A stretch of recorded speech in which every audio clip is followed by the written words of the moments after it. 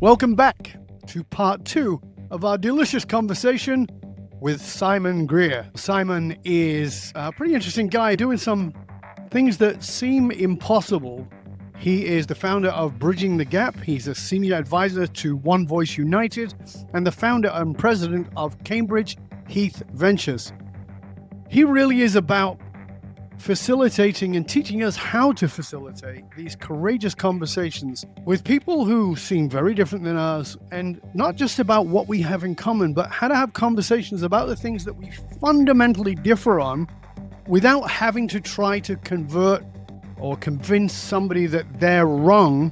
He comes from the world of politics and political advising on campaigns to moving from that being very much strongly on the left to going out into conservative areas of the United States and having conversations with gun owners and hard conservatives and finding that these are beautiful people who maybe just look at the world a little bit differently.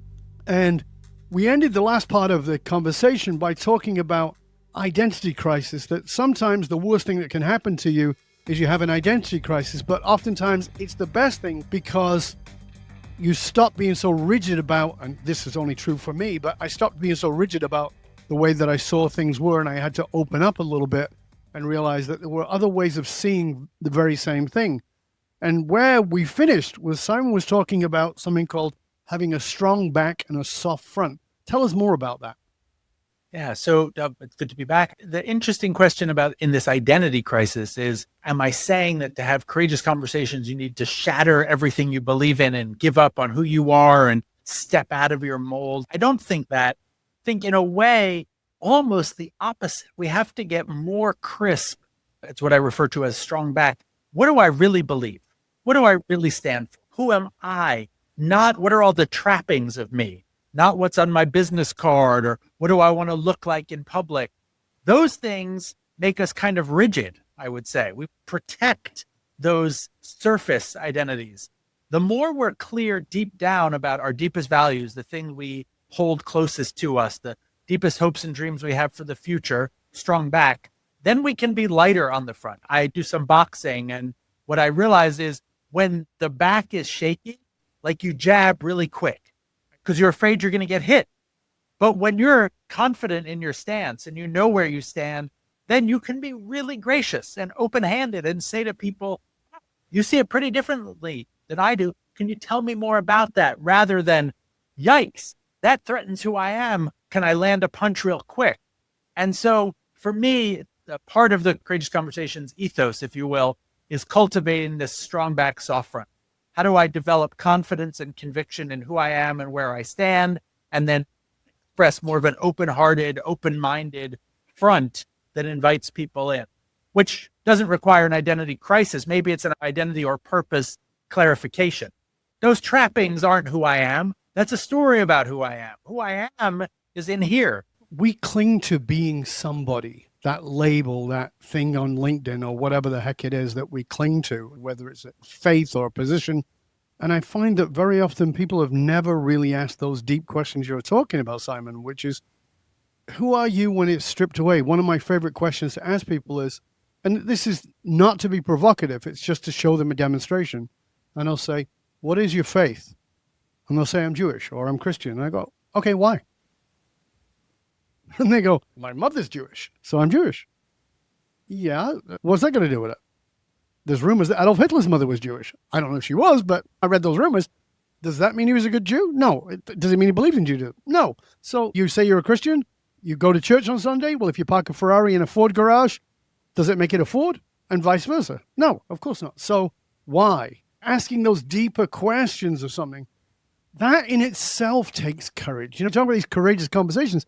But it seems to me that first courageous conversation is a personal one. It's one I have with myself in my journal or with my therapist or however it is. Talk to us about getting people to that part, because I don't think you can get to the other bits unless you have that bit. Well, what I want to say is I think one path into this courageous conversation stuff is the deeper reckoning. Like, who am I really? And what do I stand for? How do I want to show up in the world? I remember a decade ago, I had this very public conflict with Glenn Beck when he was a Fox News personality. And then 10 years later, he and I had dinner together, and he asked me, there's a short film about it anyway. He asked me, how would I know if this meal was successful? And I said, look, I can't control what you do. All I can do is that if there was a videotape played back of this interaction and my kids watched it, would my kids say, Dad was really good tonight? Like, he didn't get rolled by that guy and he didn't have to punch him out or knock him out. He was steady and he held his own. And I thought, that's how I want to show up in the world. So one path is clarifying who I am, my purpose, the deepest reckoning. And I think that's valuable. There's a second path, we touched on it briefly, which is more about strategy. I haven't done all this reckoning, but there's 80 million people who vote the other way. And we have some serious problems in our country. Do you think you are going to beat them into submission and they're suddenly going to just vote for your solutions? Unlikely. Look at the last 3 election cycles. That's not going to happen. So you may not be ready to strip away the outer exterior of who your identity is and go so deep, but just for strategic reasons, decide I'm going to take those people seriously because I got to share this country with them. Maybe this third path is that it's not about how do you solve problems with the 80 million. Maybe you believe that you're starting to glimpse that every simple solution I had, it may not solve the problem. I was in philanthropy when the answer to the climate crisis was carbon credits. That was the only solution. I think philanthropy spent $1 billion to promote trading carbon credits. It was wrong. That doesn't mean we don't have a climate crisis, but the orthodoxy that that was the only answer was an error. So could we admit that the climate crisis is complex, its causes and its solutions? So maybe listen to people you disagree with because of that complexity. You need some additional inputs. And then I would say to some people, fourth path, maybe you don't buy any of this. Look, I'm a meditator, okay? I've been meditating for a long time. Some days I think this is pathetic. Like I just sit here running stories in my head. I'm supposed to be at peace. No, I'm just like making a to-do list. But over 20 years, 25, 30 years of meditating, it has changed the pathways in my brain. And so you could not be on the spiritual question your identity path. You could not be on the strategic path. You could not be on the tactical path. You're just thinking, all right, I'm going to try for this Thanksgiving dinner with my Uncle Bob, who voted differently. I'm just going to try to remember that I love him. And I'm going to listen to what he says. And instead of arguing with him, I'm going to be curious about why he thinks the way he thinks. And my value proposition is that if you do that as a regular practice, kind of fake it till you make it, you don't have to believe all that stuff. But if you practice that other way, not the bam, I got your back. Oh, I've got a better fact for you. Oh, I outmaneuvered you. But just, I sat there face to face. I took you seriously. I listened with curiosity and I asked you to go a little deeper. That opens unbelievable pathways to a whole other way of relating, and that these courageous conversations become very simple. Now, let's go to the skills piece of this because I think it's important. Maybe it's my cynicism, but I doubt people's courage to ask the difficult questions of themselves. But that doesn't mean that they're bad people. It means oftentimes they have their own fears, and I understand that. But they actually do want to have those conversations. They want to find a way to bring Uncle Bob back into the fold, or whatever it is, find a way to have Thanksgiving dinner or whatever it is without wanting to kill each other. I know you've got 5 specific skills that go into this. Walk us through those so that people can go, all right, I could do that, or at least a little bit of that. Sure. So the 5 skills are purpose, listening, storytelling, feedback, and power. I think for today's conversation, let's focus on listening and storytelling. I think they're foundational and they're probably the easiest to jump in and try. And then I'll be even more specific. So on the listening, which I think is the first step, if we skip over listening, I'm not sure we can make much headway on any of the more complex stuff. Most humans, most days, don't feel terribly well listened to. Many of us have the experience. I start to tell my story. I'm halfway through it. I'll give you an example. You've probably had this happen to you too. So I could tell a loving member of my family, hey, I flew to Boston. And what I'm hoping they'll say is, what did you go to Boston for? And instead they're like, oh yeah, Boston, I've been there. Did I tell you about my trip to Boston? And that's not even so bad. The worst is like, oh, you flew there? I've flown on a plane. Have I told you about my plane flight? Now we're talking about you in London. So that's the norm. I think that's the first thing we need to disrupt. You start telling me your story and I turn on I'm going to be interested, not interesting. Step one, I'm now interested in you. So how do I do that? Well, I try to keep breathing, stay present, stay focused. I keep trying to clear my mind out. Oh, Dove said something. It's interesting. I want to take it my way. No. His story, his time. I'm staying with him. And one of the best techniques for that is what I call open-ended questions. It's not rocket science. You tell me something, whether I'm really attracted to it or I feel aversion to it, I go to an open-ended question, which is simply a question that can't be responded to with a yes or a no. My favorite one is, tell me more about that. And it works in almost any situation. Tell me more about that. What was that like for you? How did you come to see it that way? What makes that so important? Questions like that. So mostly people say things expecting me to take it on a tangent, my tangent, or to counterpunch. If instead I drop down, like, you've given me the headline, I want the backstory. And so my open-ended questions invite you to the backstory. So now when you've said, I'm pro this or I'm anti that, instead of me giving you why you're wrong, I want to know how you got there. What's the narrative that leads you there? Why is this so important to you? Maybe it's what your dad taught you at the dinner table. That's why you're holding on to it. No fact is going to move you from that. This is family tradition. This is folklore. This is narrative. So if I can invite you to go deeper, well, one, I think you're honored is how you feel. Like, wow, I thought he was going to fight me on it. Instead, he was curious. Two, if it's something hard for me, it gives me time to breathe, regulate. And then three, I can really understand what we disagree about. Not the headline, the underlying thing that we disagree about. So if people got nothing else out of this, I would say the art of the open-ended question, to go from a combative posture to a deepening, trust-building posture, is maybe the most foundational. And if you wanted to really boil it down, just try tonight when someone comes home and gives you a strong opinion, just to say, well, can you tell me a little more about that? Just that alone can take you down a new pathway. And it's important to realize that you, we, and I do not exclude myself from this, are going to not go to the open-ended question if we feel like we're going to be attacked. And that doesn't mean that they are attacking us.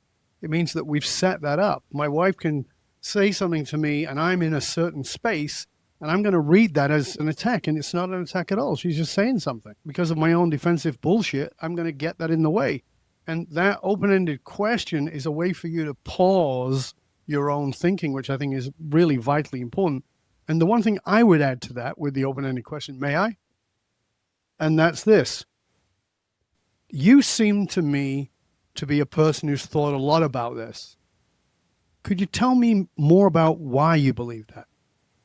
Now, I'm not only asking you to tell me more, and you can maybe think, oh, he's just looking for a loophole. But if I say, you seem to be somebody who's really thought a lot about this, I'm acknowledging that you're not a dumbass who just splurts stuff, that you've actually thought.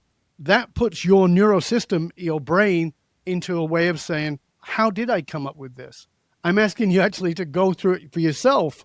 And that gives you room to go, well, my dad always said, and then you get to think, well, is it me or is that my dad? Or, well, and then you throw an opposite and I can go, well, yeah, that's the opposite, but what made you think about it?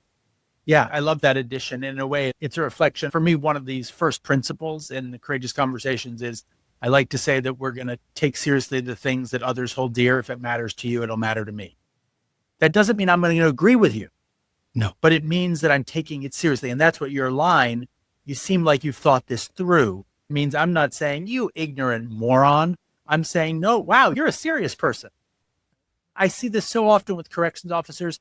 There's all this talk about changing our criminal justice system, and no one really asks them what they think. But they work there every day, sometimes 16 hours a day. Like, they know more about it than anybody, but they don't feel like anyone has ever said, you seem like a thoughtful person. You're serious. I want to change the system. You should be my consultant, not my villain in the story, but my consultant in change. And that, honestly, it cuts people open. What you're doing is you're elevating people. And I think a lot of this othering that we do is demeaning people. We're making them smaller. I'm bigger than you. I'm better than you. I'm smarter than you. That's what those conversations are that put people into defense. But when I honor them, I elevate them. When I say, you must have thought a lot about this, I'd really like to understand that. I'm not saying I agree or disagree. I just want to understand that. Tell me more about that. As you said, they feel validated as a human being.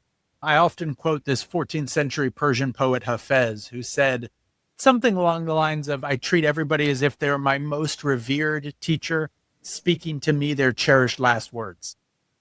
And oh, beautiful. That's a tall order. Like, I then joke with people, have you ever been in a staff meeting where someone talked and you're like, oh, he's going on about that again?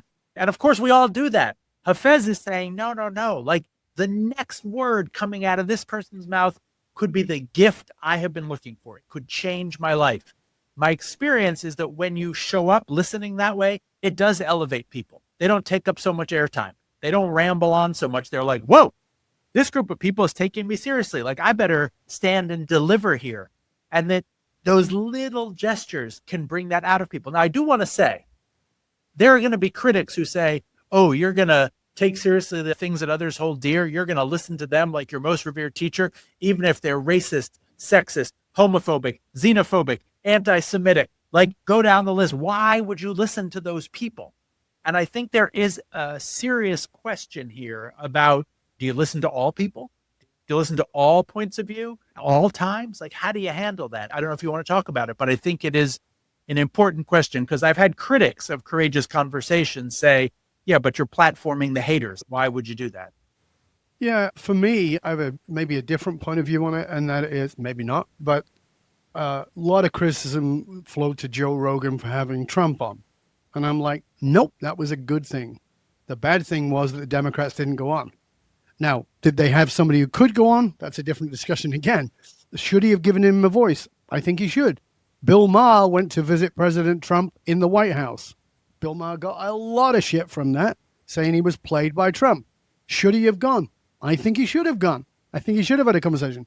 I think there's also having a conversation and being informed or not being informed. And that's not having a bias, but having information. What I mean by that is, my opinion, not the truth, my opinion, is that Bill Maher went there, came back and reported, and what he said got him a lot of criticism. He says he's not batshit crazy, he wasn't loony, blah, blah, blah. And the answer to that is, if you're psychologically informed, you will know, based on my assessment, I've never met Trump in person, but with my training, that this is a charismatic narcissist. And a charismatic narcissist will always play you, not because they're trying to play you, but because that's how they operate. They want you to like them. They want you to go away and say nice things about them. So, of course, you'll come away with a great guy. Without that information, you're going to read it as it is, and that's not wrong. It's just lack of the information. Should you give that person a voice? Yes. But should you also be informed about the play, what the game is? What was the name of that? See, I'm not a sports guy. Famous basketball player who went to play baseball. Michael Jordan? Michael Jordan, thank you. He was fantastic at basketball and crap at baseball. He had in his head, I'm a sports person, I'll be great. Well, not so much. You need the information, the basic information, to do the thing well. And I think that that's sometimes what's missing. But that information, in many ways, to me, seems to be your 5 skills.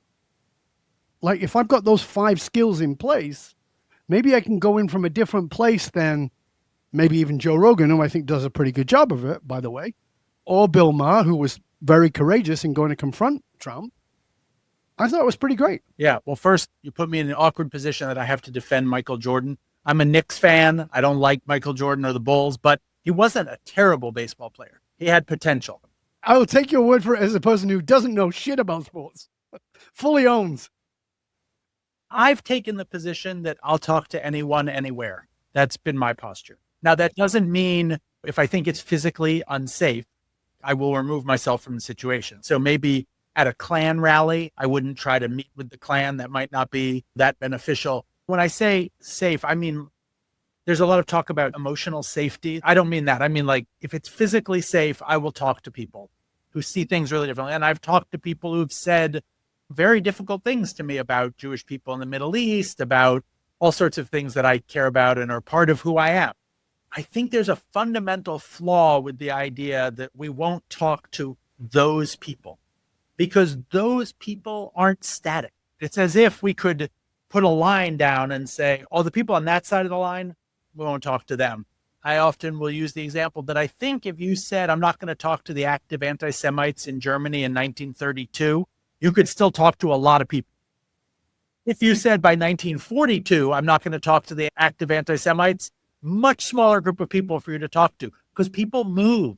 And so I think it's really important not to draw the line that I will never talk to those folks. I also think it's important for one other reason, which is, and it goes back to where we started, it's easy to condemn those people. I'm not going to talk to the racist because I'm pure. I'm not going to talk to the sexist because I'm pure. And if we start from the other place, that like whatever it is in them that's kind of on fire, there's a little seed of that in me too. I'm not morally pure and righteous and they're fatally flawed. We all have the good and the bad inside of us. And so if you can remember that and believe that, even if you're expressing things that are fundamentally disagreeable to me, if they even threaten things about who I am and whether I would feel safe here, you're not just that. You're not defined by that. Brian Stevenson, who started the Legacy Museum in Montgomery and wrote the book Just Mercy, he taught us that the people on death row are better than their worst deed. And I've taken that really seriously, and I've sort of extrapolated to say, well, and aren't our fellow Americans better than, quote, their worst vote? How can it be that because you had a bad vote, from my point of view, now you're irredeemable? No. You expressed yourself on that day in that way, but there's so much more to you and me. And I have bad days too, and I make choices that you may not like, but that doesn't mean you can look down on me or that I can look down on you. We still share so much more than divides us. We're back to this idea of clinging that we put ourselves into. We cling to a thing. And it's really important to not cling to a thing, because we were talking about Rogan, and I'm trying to remember the name of the other comedians who have podcasts. And there's a couple of them, and I've watched them, and they openly say, I voted for Trump. And they're talking about the deportations that are happening with ICE. And they go, I didn't vote for this. People who did not vote for Trump are saying to me, well, this is what you voted for. And he goes, no, I didn't vote for this. And I remember a friend of mine asking me, who should I vote for? Should I vote for Hillary or should I vote for Trump? And I said, my only advice to you is don't vote against. And he goes, what do you mean? I go, if you vote against Hillary, because he thought she was really corrupt, if you vote against Hillary, then by nature of against, you got what you wanted, which is Trump. And you don't get to complain. If you vote against Trump and you vote for Hillary because you don't like what Trump is, then you don't get to complain when she's just doing the same old Democratic bullshit. You just don't. The thing is that this whole idea of democracy and voting is that the most patriotic thing you can do is to criticize your country because you want to make it better. Rather than getting rigid that we often do and we got to be right, where can we come together? As we go into that, I want to come to that second piece you said you wanted to go into, which is the storytelling. Because oftentimes it's the stories we tell ourselves that are so bloody destructive.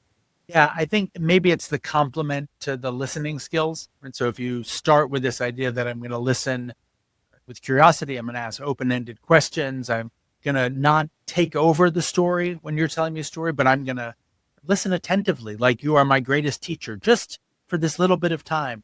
The counter to that is, or the flip side is, that I'm going to share stories. So often what people share, especially in tense conversations when they disagree, is facts and opinions, not stories. Facts and opinions like kind of happen up here. Stories happen in a time and a place. And if I tell you a story about why this issue matters so much to me, how I came to see it this way, it may really open up nuance. I've had many people who are, let's say, anti-abortion or who are pro-death penalty. When you ask them for a story that informs how they see this, they'll often tell you a surprising story that seems to make the other point. Like, look, I'm pro-life, but I've got to tell you about this person I know and this thing happened to her. And in that case, I'm hard pressed to say she should have to keep that unborn child. But my morality tells me this is the right answer. But sometimes you don't just get right and wrong. You get like right and right or wrong and wrong, and I have to grapple with that. Or someone who will talk about why they're against the death penalty, and then they'll talk about a tragic killing and how badly they would want to see sort of the scales of justice balanced. And so when people tell those stories on those hot topics, it's much harder to fight with them about it. Is there anti-Semitism on college campuses today? Well, we could fight and give opinions and statistics. If I tell you a story about what I heard about what happened to this kid on this college campus, that's not evidence that it's everywhere. It's a fact that it happened to this kid, and you want to take that seriously. So I try to encourage people. Often people think I'm going to take up too much time if I tell a whole story. But the fact is, like a well-told story, it can be 30 seconds, it can be 90 seconds, will open up so much more room for conversation than a quick opinion. I never think this. That's not possible. Here's the facts. It happened this way. That's the only explanation. Those kind of like summary headlines, they're kind of conversation closers, where a story is a conversation opener. And so I urge people, okay, you've done a good job listening. They've shared about themselves and how they've come to see it. Now, instead of looking for a line to expose their contradictions or something, tell a story about why this is so important to you, how you've come to understand it the way you have, why this is your priority, and then see where that leads you. Because that kind of listening balanced with storytelling maybe would be the essence of how I think we have these courageous conversations that could seem impossible. But when you do those simple things, they can kind of unfold themselves. What's a story that transformed you or transformed an idea that you held? Yeah, so I have a friend who lives in the rural Midwest, and he used to tell me about how when he was young in high school, at public school in this rural community, they would drive to school in their car and park in the parking lot with their rifle in the back seat of the car. And at lunchtime, the teachers would come out and together they would sight the shotgun. And then when school ended, they'd go deer hunting. And he said, in my wildest dreams, I never could have imagined taking that rifle into school and shooting up my classroom because I was unhappy about something. But decades later, my daughter goes to school in the same school district. There are no rifles in the back of cars in the parking lot and no teachers sighting the rifles at lunch. But they have mass shooter drills, and his daughter has panic attacks about guns. And he said, they took away the guns, but they didn't solve the problem of mass shooting events. And I grew up as someone who was very anti-gun. Like I grew up in New York City. The bad guys had guns, not the good guys. And so I'm not a Second Amendment person. And when he told me that story, I thought, I'm not sure people should still have guns and automatic weapons and all that, but I've got to take seriously that this is a person who gave an example of gun ownership mattering, it being part of his culture, and that when there were guns, there was no threat of violence in the school. Now there are no guns and there is a threat of violence in the school. So it can't be quite as simple as just take away the guns. There's something else that's changed in our culture that we should take seriously and attend to. And I think it's a good example for me of an issue where I had a very narrow definition of problem solution, and he exposed through his story that it's more complicated than meets the eye, or that it may seem like from a distance. When you get up close, there's more to it here. And maybe we need gun control, but maybe we also need to attend to a culture where violence has permeated every facet of our lives, and that we need to address that and mental health and how we manage access to weapons. And that's different than how I used to see it. And in many ways, we have to examine even the kinds of conversations we're having that are catalyzing that kinds of violence, for instance, like I talked about right at the introduction to the show. We can't say suicide. We have to say unalived. The censorship is insane to me, and yet I can talk about things that make the other team just evil. And it's like, we have certainly lost our way of understanding the national narrative, of understanding and having compassion. This is one of the things I do love about your work. I'm just writing a piece for LinkedIn right now where we talk about how we've become so fixated on empathy. And I believe that that's a failing, because empathy is passive. Compassion is active. compassion is empathy plus action. And we need that rather than just, oh, well, you just need to empathize with these people. No, you don't. Let's find the action where we can come together. And I feel like so much of what you do is about taking the empathy to compassion, taking it to action, where I can not just have you see it my way, but how can I see it your way? And what is the action we can take to mutually respect that? And I love that about your work. Thank you so much for not only being with us today, but for the work you do. I told you this last time. I am honored to have the conversation with you. I am delighted at the work that you're doing. I think it makes a significant difference in the world, and we have to let more people know about it. So in order to let more people know about it, they got to know how to find you. How do they do that? Best way to find me is on LinkedIn. I'm right there. I'm easy to find. Just Simon Greer. Look me up. Happy to continue the conversation with anyone who's interested. Do you have a podcast too? No. Okay. We'll make sure that people are sent to LinkedIn to find that out, and they'll be able to find you there. And of course, we'll make sure that the links are posted. Again, thank you for being with us. And for you to listen, remember, those who control the meaning for the tribe control the movement of the tribe. Leaders who are committed to positively shaping the political and business landscape know that they must tap into what drives human behavior. I am Dov Barron. I show businesses, teams, and leaders how to harness their emotional source code to move their tribe.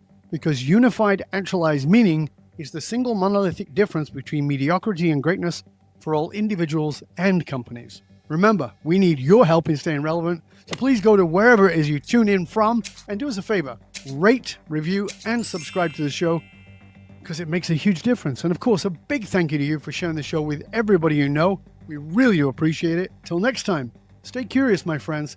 Stay curious about how you can have courageous conversations. Maybe courageous conversations is an understatement. Conversations that you think are impossible. How could you have that with somebody who you maybe think could never find a way to have any level of common ground? And what if that person is your greatest teacher?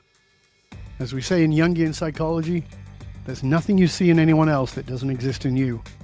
I'm Dov Barron. I'm here to assist you tapping into your deepest meaning to reach that next level of clarity, focus, purpose, and profit in your business, in your life, and your leadership impact. And I am out.